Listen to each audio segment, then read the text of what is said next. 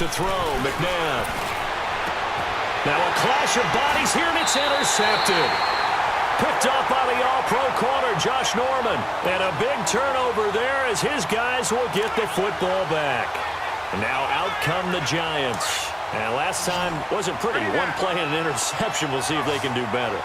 I want to see if they want to go ahead and throw the ball again now on this drive after what happened on the last one. Throw it on the first play. Give the quarterback some confidence. See what happens. Just a yard on the first down carry, so it's 2nd and 9. I don't think any of us were surprised that they decided to start this drive on the ground after the last 2 drives ended in interceptions. Unfortunately, though, not a lot going on that first play. Yeah, I think the anticipation was felt also by the defense. On 2nd down, here's Ryan. Eluding the pressure right. And this is Hurts with it, right side. And this one will go to the 28-yard line. And they'll get 9 there as that sets him up better for 3rd down. He's been quiet today in the passing game, just his 2nd catch. Yeah, and people have to come up with schemes to limit him. And what a lot of teams do, they'll double him, use a linebacker underneath, a safety over the top. Sometimes they'll just take a corner, maybe their 3rd corner if he's a bigger guy, and put him on a man-to-man to try and limit his touches. Just keep mixing it up, give him different angles, different looks, like a good boxer does. On the heels of that good carry by Devontae Freeman, here's 1st and 10. Freeman again, a 1st down carry. They find some open field here. And a pretty little juke move there on a nice gain. That one good for 10 yards. And it'll be 2nd and very short. Despite the blitz, they're still able to pick up a nice solid gain. The disadvantage of blitzing often alters the normal spacing and run fits and leaves creases like they were able to exploit right there. They'll run with a backup. This is Williams. And he's going to get it down to the 33-yard line here. They get 5 out of that one, and it moves the chains. They were not fooling around at all, were they? 2nd and short, and they brought out the heavy package. Almost felt like the super heavy package against that defense, didn't it? Yeah, I don't think they expected that much beef up front, and it turned into an easy 1st down conversion. This is Freeman on 1st and 10. And that play is blown up, losing yardage back at the 35. That's going to go as a loss of 2, and it'll be 2nd down. A rare misstep on that last play because the drive has been strong, but now it's 2nd and 12.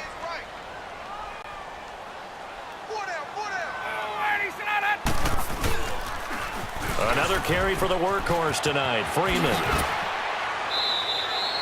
4 yards on the pickup there, and now they're left with a 3rd and 8. That's a really good job right there. Just kept stringing that play out, pushing him further and further towards the sideline. Really good fundamentals by that defense. He was trying to put his foot in the ground and turn upfield. He just couldn't. No, they really had a picket fence in front of him. No room to find to get upfield.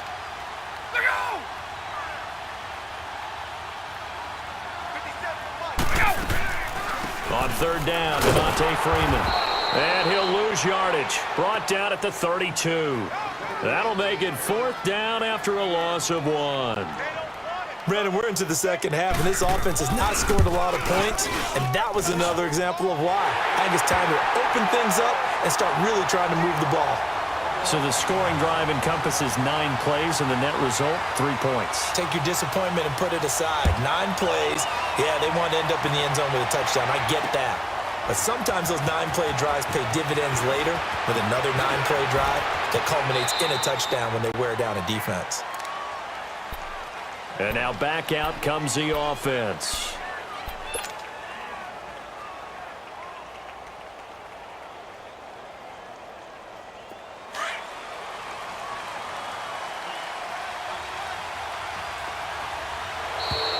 Now flags will come in. I think this one's going to be on the defense for jumping. Jumpy on the right side of the line. Sometimes when you're on the end, a little bit farther away from the ball, any type of movement will get you to jump, and that's exactly what happened there. A boost here to start the drive. After the penalty, it's 1st and 5. And they'll go ground game here in the tailback. And he went nowhere. Well, he went backwards, back to the 33.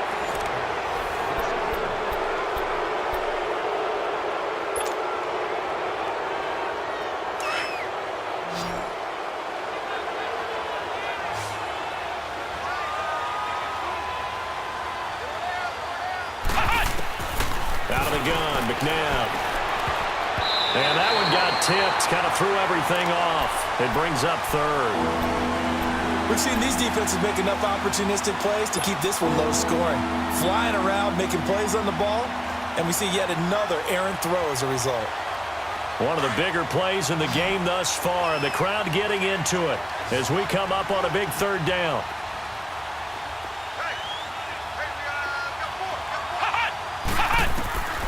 Here's McNabb. And look at this. They get the turnover they needed. It's intercepted. Picked off by Casey Hayward. And he's able to get it back here to the 43-yard line.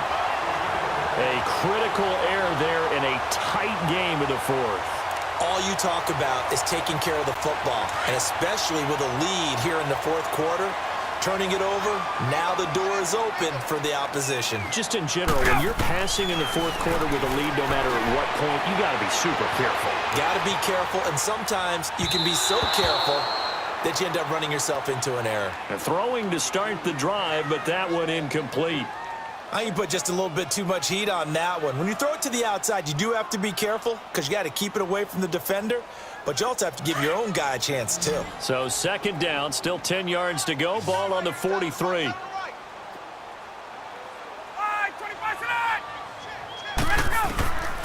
Second and 10. It's Ryan again. He completes it to Julio Jones. And he's going to get this down near the 30-yard line. First catch so far for Julio. He's got a first down.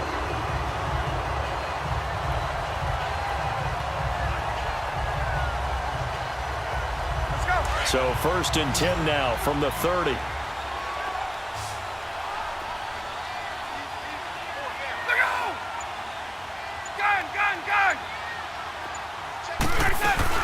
They'll run it now out of the gun.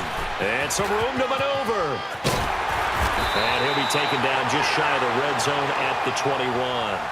Give him 9 on the carry that time, and they're set up with a 2nd and 1. Some runs are blocked so well, you almost forget that someone has to carry the ball to gain the yardage. The leverage by the offensive line to create space up front, really well done. And they'll bring him down at the 18-yard line. Give him 3 yards and a fresh set of downs. 2nd and 1 is often an invitation to take the big shot downfield. I bet the offensive lineman said, are you kidding? We just get on our backs and let's go get the first down. They love being physical.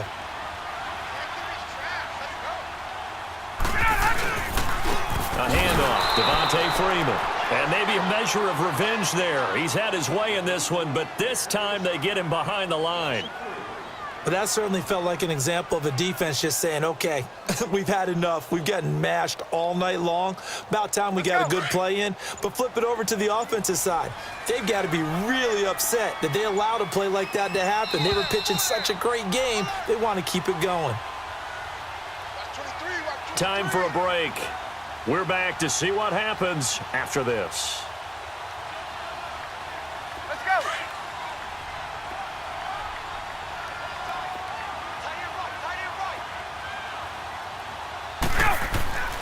Now Ryan on 2nd down.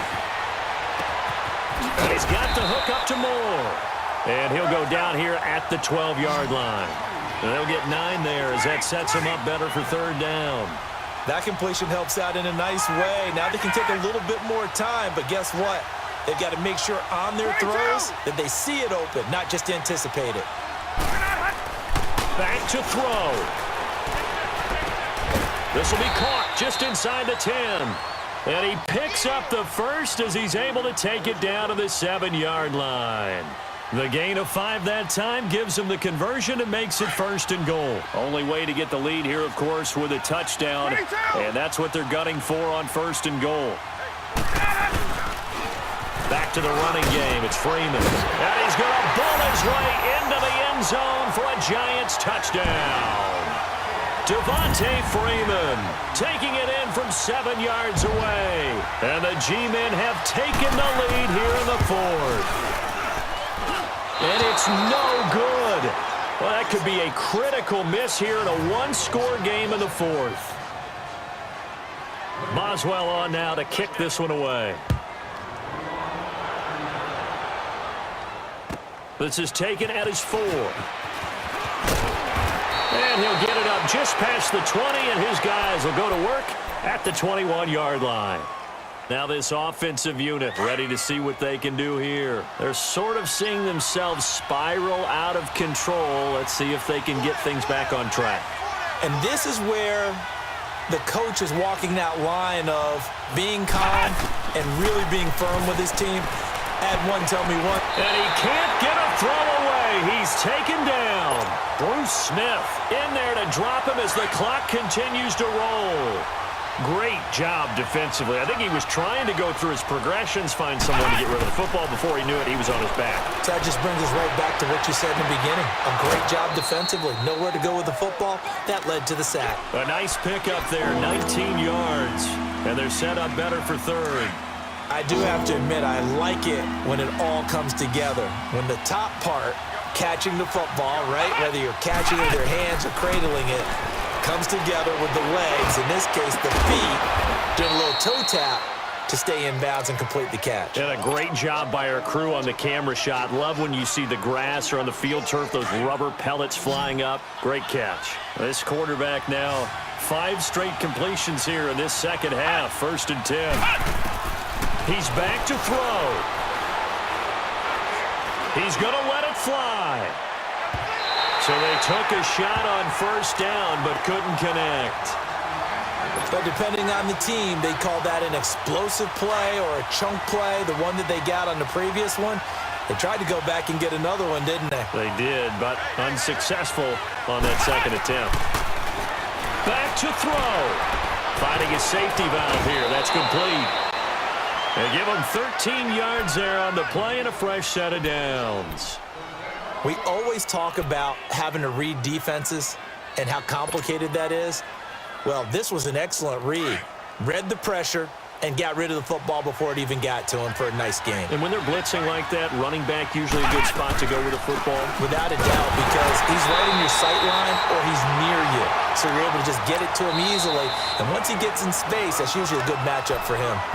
And before this second down play, we'll get a whistle, a signal, and a timeout, as they get it with 16 seconds remaining on the clock.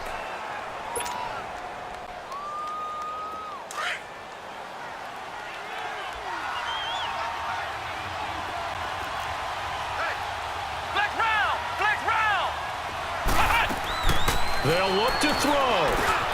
And Rudolph has it left side.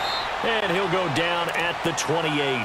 Now a final chance to stop it here as a timeout comes in with 10 seconds left in the game.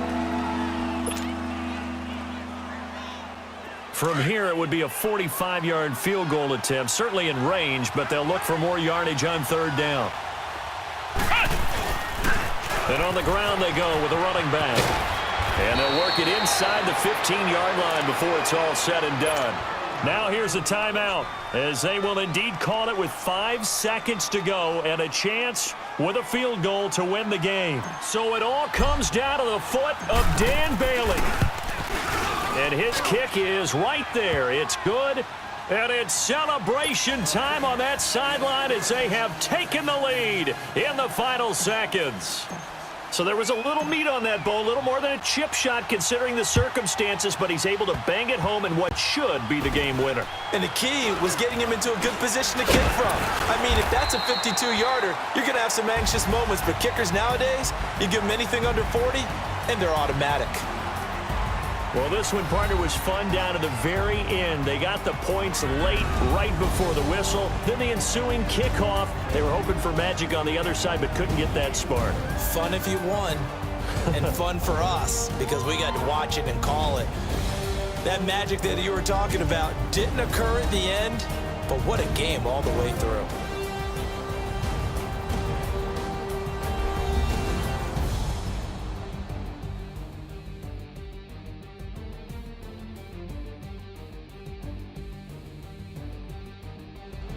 So that'll just about do it for Charles.